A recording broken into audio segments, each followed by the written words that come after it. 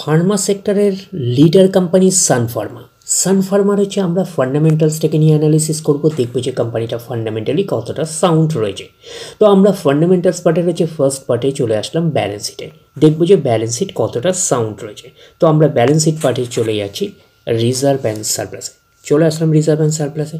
প্রথমে ছিল 14,800 কোটির রেঞ্জে, তারপরে সেটা গ্রো করে 18,300 কোটির রেঞ্জে হলো, তারপরে 25,400 কোটির রেঞ্জে হলো, তারপরে 32,700 কোটির রেঞ্জে হলো, তারপরে 36,400 কোটির রেঞ্জে হলো, পরপর গ্রো করলো, তারপরে 38,000 কোটির রেঞ্জে হলো, তারপরে 41,100 কোটির রেঞ্জে হলো, পরপর গ্রো করলো।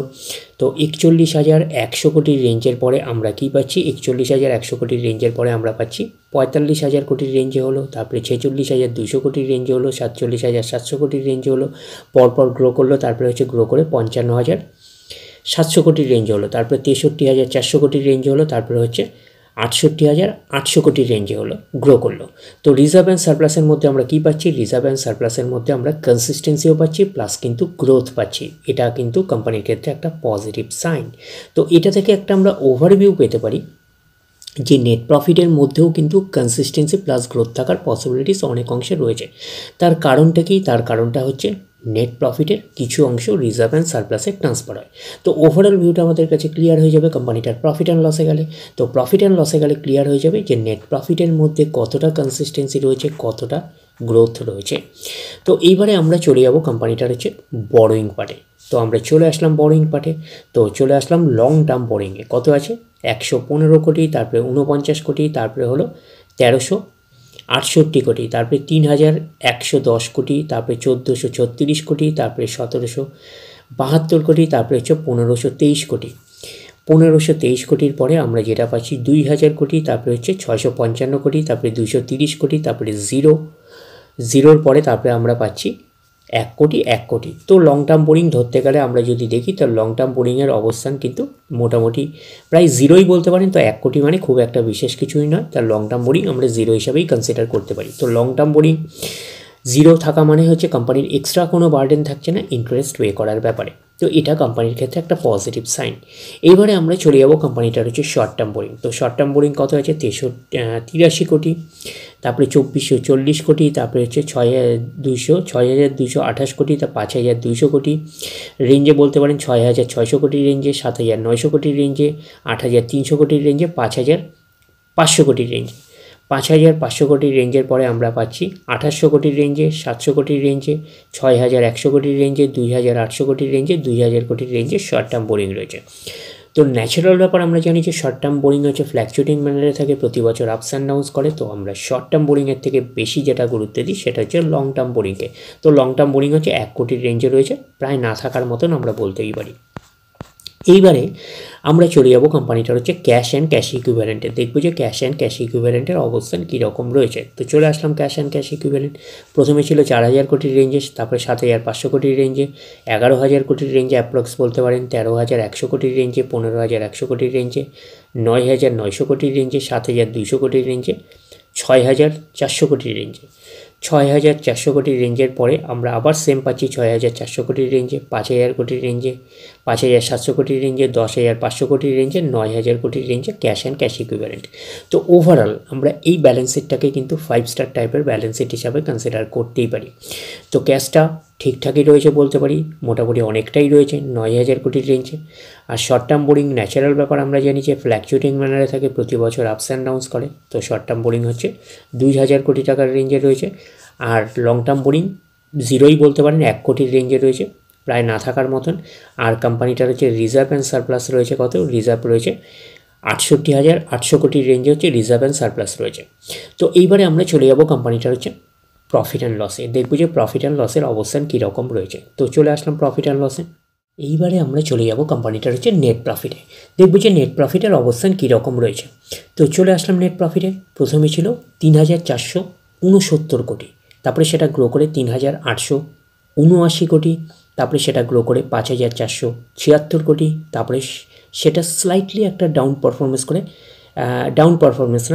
সেটা আবার গ্রো করে 5,658 কোটি গ্রো করলো, তারপরে সেটা আবার গ্রো করলো 7,846 কোটি, পরপর গ্রো করলো, তারপরে আবার একটা ডাউন পারফরমেন্স করে 2,548 কোটি, তারপরে আবার একটা জাম্প করে 3,208 কোটি, তারপরে আবার গ্রো করে 4172 কোটি, তারপরে কিন্তু আবার একটা ডাউন পারফরমেন্স করে 2272 কোটি, 2272 কোটির পরে সেটা আবার কিন্তু জাম্প করে 3389 কোটি, তারপরে সেটা আবার গ্রো করে 8513 কোটি, তারপরে সেটা আবার গ্রো করে 9610 কোটি, তারপরে সেটা আবার গ্রো করে 11117 কোটি। তো ওভারঅল নেট প্রফিটের মধ্যে আমরা কী পাচ্ছি, নেট প্রফিটের মধ্যে কনসিস্টেন্সিও পাচ্ছি প্লাস কিন্তু গ্রোথ পাচ্ছি।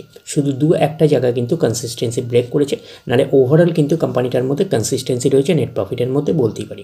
তো কোম্পানিটার লাস্টের দিকে আমরা যদি দেখি তো নেট প্রফিটের মধ্যে একটা কনসিস্টেন্সিও পেয়েছি প্লাস কিন্তু গ্রোথ পেয়েছি। তো রিজার্ভ অ্যান্ড সারপ্লাস থেকে একটা আমরা ওভারভিউ পেয়েছিলাম যে নেট প্রফিটের মধ্যে কনসিস্টেন্সি প্লাস গ্রোথ থাকার পসিবিলিটিস অনেক অংশে রয়েছে। তো নেট প্রফিটের মধ্যে আমরা কনসিস্টেন্সিও পেয়েছি প্লাস কিন্তু গ্রোথও পেয়েছি। তো ওভারঅল এই প্রফিট অ্যান্ড লসটাকেও কিন্তু আমরা 5 স্টার টাইপের প্রফিট অ্যান্ড লস হিসাবে কনসিডার করতেই পারি। এইবারে আমরা চলে যাব কোম্পানিটার শেয়ার হোল্ডিং প্যাটার্নে, দেখব কার কী অবস্থান রয়েছে। তো আমরা চলে আসলাম শেয়ার হোল্ডিং প্যাটার্নে। তো প্রোমোটার মিন্সকে কোম্পানির ওনার কত পার্সেন্ট স্টেক হোল্ড করে রয়েছে, 54.48%। আর এফআইএস আছে কত, 18.01%। ফরেন ইনস্টিটিউশনাল ইনভেস্টার আর হচ্ছে ডিআইএস ডোমেস্টিক ইনস্টিটিউশনাল রয়েছে কত, 18.48%। আর গভর্নমেন্ট হচ্ছে না থাকার মতন 0.11%। আর পাবলিক রয়েছে 8.89%। তাহলে এইটুখানি বলবো প্রত্যেকেরই কিন্তু কম বেশি ইনভলভমেন্ট রয়েছে। তো ডিসেন্ট টাইপের শেয়ার হোল্ডিং প্যাটার্ন হিসাবে কনসিডার করতেই পারি।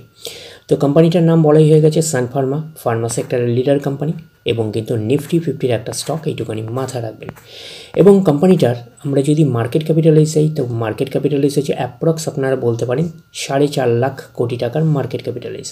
অর্থাৎ এই কোম্পানিটাকে আমরা ব্লু চিপ লার্জ ক্যাপ টাইপের কোম্পানি হিসাবে কনসিডার করতেই পারি।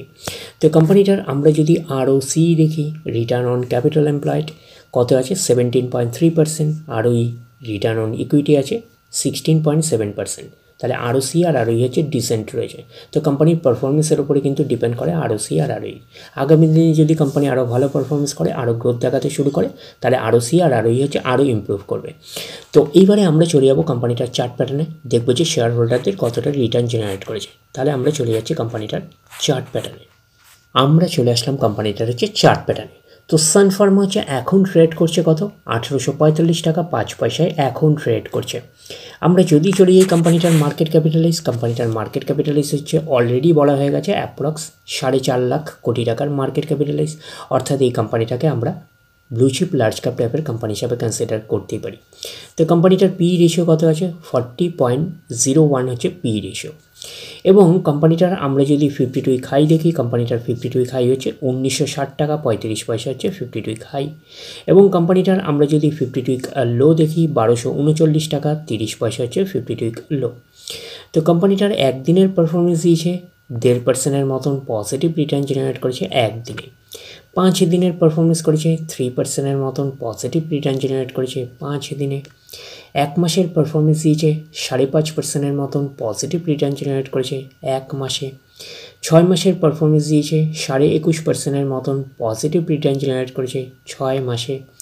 1 জানুয়ারি থেকে পারফরমেন্স করেছে 46.5% মতন পজিটিভ রিটার্ন জেনারেট করেছে 1 জানুয়ারি থেকে। আমরা যদি চলে যাই 1 বছরে, তো 1 বছর হচ্ছে 47% মতন, অর্থাৎ বলতে পারেন 47% মতন পজিটিভ রিটার্ন জেনারেট করেছে 1 বছরে। তো ন্যাচারাল ব্যাপার আমরা জানি যে শর্ট টার্মে সেভাবে ওয়েলথ ক্রিয়েট হয় না স্টক মার্কেট থেকে। যত লং খেলবেন স্টক মার্কেটে তত হচ্ছে ওয়েলথ ক্রিয়েট হয়। বাট এই কোম্পানিটা কিন্তু শর্ট টার্মে অর্থাৎ 1 বছরে কিন্তু একটা ডিসেন্ট টাইপের পারফরমেন্স করেছে। আমরা এইটুকুনি বলতে পারি 47% মতন পজিটিভ রিটার্ন জেনারেট করেছে 1 বছরে অর্থাৎ শর্ট টার্মে। তো এখন দেখার বিষয়ে কোম্পানিটা কি লং টার্মে ভালো পারফরমেন্স করেছে, লং টার্মে কি শেয়ার হোল্ডারদের ওয়েলথ ক্রিয়েট করে দিয়েছে, সেটাই কিন্তু এখন আমাদের দেখার বিষয়। তাহলে আমরা চলে যাচ্ছি 5 বছরের চার্ট প্যাটার্নে। তো 5 বছরে কীরকম পারফরমেন্স করেছে, 333% মতন পজিটিভ রিটার্ন জেনারেট করেছে 5 বছরে। তো 100% মানে ইনভেস্টমেন্ট ডাবল। তো ইনভেস্টমেন্টকে আমরা এইটুকুনি বলতে পারি 4.5 গুণের প্রায় কাছাকাছি করে দিয়েছে 5 বছরে। তো 5 বছরে কিন্তু হিউজ ওয়েলথ ক্রিয়েট করে দিয়েছে শেয়ার হোল্ডারদের, আমরা এইটুকুনি বলতেই পারি। তো ব্লু চিপ লার্জ ক্যাপ টাইপের কোম্পানিগুলোর মূল টার্গেট হচ্ছে 5 বছরে ইনভেস্টমেন্টকে ডবল করা। তো এই কোম্পানিটা কিন্তু ব্লু চিপ লার্জ ক্যাপ টাইপের কোম্পানি, বাট এই কোম্পানিটা কিন্তু যদি আমরা বলতে পারি 5 বছরে কিন্তু হিউজ ওয়েলথ ক্রিয়েট করে দিয়েছে। তো দ্বিগুণের কিন্তু অনেকটাই বেশি করে দিয়েছে রিটার্ন, 4.5 গুণের কিন্তু প্রায় কাছাকাছি করে দিয়েছে 5 বছর। তো এইবারে আমরা চলে যাচ্ছি ম্যাক্সিমাম চার্ট প্যাটার্নে, দেখবো যে ম্যাক্সিমাম চার্ট প্যাটার্ন হিসাবে কীরকম পারফরমেন্স করেছে। 81,180%-এর মতন পজিটিভ রিটার্ন জেনারেট করেছে অল টাইম বা ম্যাক্সিমাম। তো কোম্পানিটা লিস্টেড হয়েছে কবে? কোম্পানিটা লিস্টেড হয়েছে 1999-এ। তাহলে 1999 থেকে এখনও অব্দি রিটার্ন জেনারেট করেছে 81,180%-এর মতন পজিটিভ রিটার্ন জেনারেট করেছে অল টাইম বা ম্যাক্সিমাম। তো ম্যাক্সিমাম চার্ট প্যাটার্নটা কিন্তু লেফট টু রাইট ওপরের দিকে মুভ করছে। তো সেই হিসাবে কিন্তু একটা ডিসেন্ট টাইপের চার্ট প্যাটার্ন হিসাবে আমরা কনসিডার করতেই পারি।